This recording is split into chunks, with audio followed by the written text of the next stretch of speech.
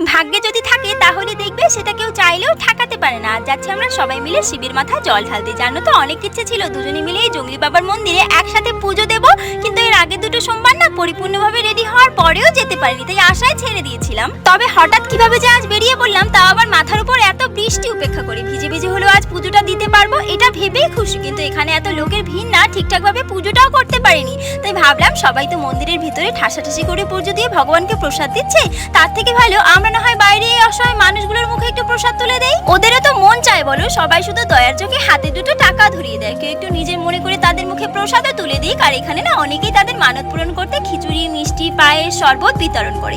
সেগুলোই খেয়ে বেরিয়ে পড়েছিলাম বাড়ির উদ্দেশ্যে। কিন্তু যেতে যেতেই না নেমে পড়েছি আবার টিপুখোলা নামক পিকনিক স্পটে। হতে পারি আমি কোচবিহারের মেয়ে, তবে এই শিলিগুড়ি শহরটা না আমার কাছে খুবই প্রিয়, কারণ এখানকার এই পাহাড়ি পরিবেশ, ছোট নদী, মনোরম প্রকৃতি আমার মনকে বারে বারে মুগ্ধ করে ভরিয়ে তোলে।